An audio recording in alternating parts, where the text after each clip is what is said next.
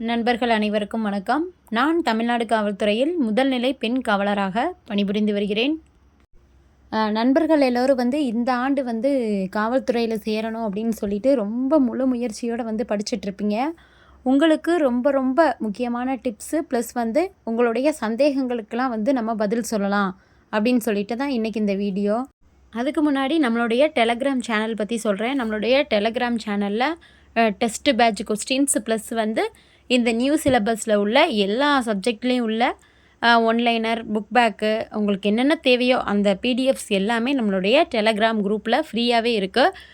வேணுங்கிறவங்க கீழே டிஸ்கிரிப்ஷனில் லிங்க் இருக்குது, அதில் ஜாயின் பண்ணி யூஸ் பண்ணிக்கோங்க. உள்ளே போயிட்டு ப்ரொஃபைல் போயிட்டு ஃபைலில் போய் பார்த்தீங்க அப்படின்னா இது வரைக்கும் நான் போட்டிருக்க ஃபைல் எல்லாமே உங்களுக்கு அப்டேட் ஆகும்.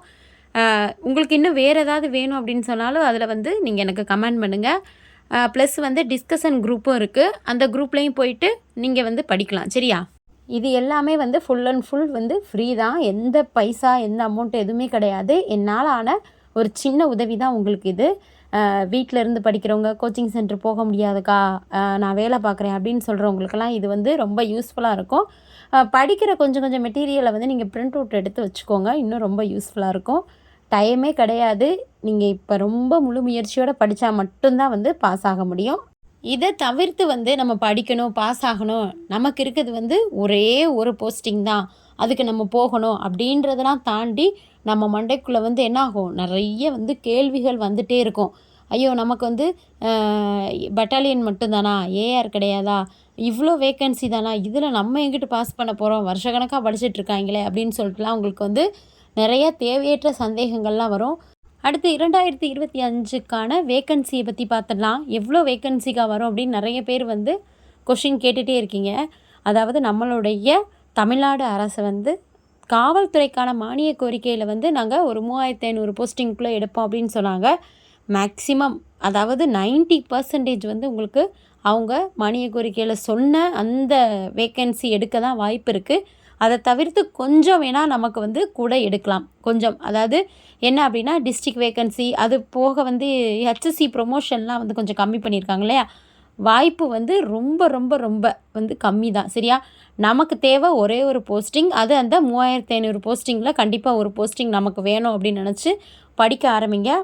இப்போ இந்த வேக்கன்சி டீட்டெயில்ஸை பற்றி கேட்டுட்டு எல்லோரும் என்ன தெரியுமா பண்ணுறாங்க, இப்போ கொஞ்சம் கம்மியான வேக்கன்சி அப்படின்னா இது நமக்கு கிடைக்கவே கிடைக்காது அப்படின்னு அவங்களாம் முடிவு பண்ணிடுறது. இதை காட்டிலும் ஒரு 1000 வேக்கன்சியோ 1500 வேக்கன்சியோ கூடும்போது என்ன ஆகுது அப்படின்னா கண்டிப்பாக நமக்கு கிடச்சிடும் அப்படின்னு. அது 10,000 வேக்கன்சியாக இருந்தாலும் சரி, 1000 வேக்கன்சியாக இருந்தாலும் சரி, எனக்கு ஒரே ஒரு போஸ்டிங் தான் நமக்கு வேக்கன்சி அனௌன்ஸ் பண்ணியிருக்காங்க, அந்த ஒரு போஸ்டிங்கும் நமக்கு வேணும் அப்படின்னு ரொம்ப முழு முயற்சி எடுத்து படிச்சிங்க அப்படின்னா தான் கண்டிப்பாக பாஸ் ஆக முடியும். சரிங்களா? அதனால் தேவையில்லாத விஷயங்களெல்லாம் மைண்டில் ஏற்றிக்காதீங்க. அடுத்து அக்கா ஏஆர் கிடையவே கிடையாதா, உமன்ஸுக்கு கிடையாதா, மென்னுக்கு கிடையாதா அப்படின்னு சொல்லி நீங்கள் கேட்டிருந்தீங்க. 2011 பேட்சுக்கு முன்னாடி வரைக்கும் கண்டிப்பாக ஒன்வே தான். 2010 பேட்ச் வரையும் எல்லாருமே பட்டாலியன் போய் தான் வந்தாங்க. 2011 பேட்சில் தான் 2 செக்டராக எடுத்தாங்க. அதாவது பட்டாலியனும் உமன்ஸ் போனாங்க, மென் போனாங்க. டைரக்ட் ஏஆரும் உமன்ஸ் வந்தாங்க, மென் வந்தாங்க. அப்படி தான் எடுத்தாங்க.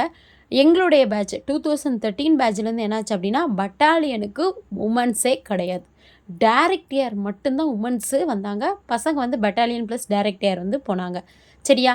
ஆனால் போலீஸ் டிபார்ட்மெண்ட்டை பொறுத்தவரையும் அதிகமாக கேட்கக்கூடிய வார்த்தைகள், எங்களை கேட்கக்கூடிய வார்த்தைகள் என்ன தெரியுமா, ஏதாவது ஒரு சின்ன மிஸ்டேக்கு, ஏதோ ஒரு ஸ்லாக்கு, ஒரு டியூட்டிலே உட்காந்துட்டு அந்த மாதிரினா உங்களையெல்லாம் பட்டாலியன் கொண்டு வந்திருக்கணும், உங்களுக்கு இவ்வளோ ஸ்லாக்கு, அந்த மாதிரியான வார்த்தைகள் தான் அதிகமாக காதுபட நாங்கள் கேட்போம். அதை தான் சொல்லுவாங்க, நீங்கள் பட்டாலியன் போய் தான் வந்திருக்கணும் அப்படின்னு சொல்லிட்டு. இந்த தடவை மானிய கோரிக்கையில் முதல்வர் அவர்கள் இந்த ஒரு விஷயத்தையும் முன் வச்சுருந்தாங்க. என்ன அப்படின்னா அவங்களுக்கு டைரக்ட் ஏஆர் இனிமேல் கிடையாது, பட்டாலியன்லேருந்து ஒன்வேயாக, அதாவது ஒரு வழியாக தான் காவலர் தேர்வு நடக்கும் அப்படின்னு சொல்லியிருந்தாங்க. அதுக்கப்புறம் எங்களோட ஒர்க் பண்ண ஒரு சார் பிஆர்எஸ் போயிட்டாங்க, பெர்மனண்ட் பிஆர்எஸ்க்கு ட்ரான்ஸ்ஃபர் ஆகி போயிட்டாங்க. அவங்கள நான் இடையில பார்க்கும்போது கூட கேட்டேன், என்ன சார் டைரக்ட் ஏஆர் இருக்கா அப்படின்னு சொல்லிட்டு. டைரக்ட் ஏஆர் கிடையாதுன்ற மாதிரி தான் சொன்னாங்க. அடுத்த செட்டு உங்களுக்கு ட்ரைனிங் வர போகிறாங்க சார், இப்போ கால்ஃபர் பண்ண போகிறாங்க இல்லையா அப்படின்னு. ஆமாம் மேடம், பட்டாலியன் மட்டும்தான் வருவாங்கன்னு நினைக்கிறேன் அப்படின்னு சொல்லிட்டு அந்த சாரும் சொன்னாங்க. பட்டாலியனும் ஏஆராக எங்கே இருந்தாலும் கொஞ்ச நாள் பார்த்துட்டு ஏஆருக்கு ஓடி வந்துடலாம், அதுக்கப்புறம் எல்லண்டோ போயிடலாம். அதை பற்றிலாம் கவலையே படாதீங்க. முதல்ல வேலை கிடைக்கிறதே பெரிய விஷயம். அதெல்லாம் விட்டுவிட்டு தயவு செஞ்சு படிக்க ஆரம்பிங்க. சரியா? அக்கா யார் சொல்கிறத கேட்டு படிக்கிறது அப்படின்ற ஒரு குழப்பம் ரொம்ப இருக்குது. நீங்கள் ஒரு மாதிரி சொல்கிறீங்க, கோச்சிங் சென்டர்லலாம் ஒரு மாதிரி சொல்கிறாங்க. அடுத்து வந்து கேட்குறவங்க சொல்கிறவங்க எல்லா கதையும் என்ன பண்ணிடுறது, மூளையில் ஏற்றி அதை டக்கு டக்குன்னு வேற கூகுள்லேயும் யூடியூப்லேயும் போட்டு பார்த்து கடைசியில் அன்ன பொழுதுக்கு ஒன்றுமே படிக்கிறதில்ல. அப்படி தானே? அதெல்லாம் விட்டுருங்க தயவு செஞ்சு. இந்த ஃபோனெல்லாம் தூக்கி போட்டுட்டு உங்களுக்கு இந்த 6th to 10th வரையும் உள்ள புக் இருக்கா, ஃபஸ்ட்டு அதை ஃபுல்லாக முடிங்க.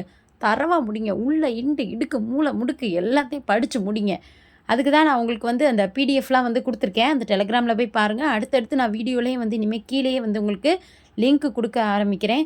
தேவையில்லாத யூடியூப் சேனல் அது இதுன்னு பார்த்து தயவு செஞ்சு குழப்படையாதீங்க. நம்மளுடைய டெலகிராம்லேயும் வந்து தேவையில்லாத வீடியோஸ்லாம் வந்து ஷேர் பண்ணாதீங்க. அது வந்து ஓயாமல் ஹேக் ஆகிட்டே இருக்குது. உங்களுக்கா தெரியும். ஓகே, இன்றைக்கி நம்ம இந்த சப்ஜெக்ட்டை முடிச்சிட்டோம். அடுத்து நாளைக்கு வேறு டாபிக் எடுப்போம்.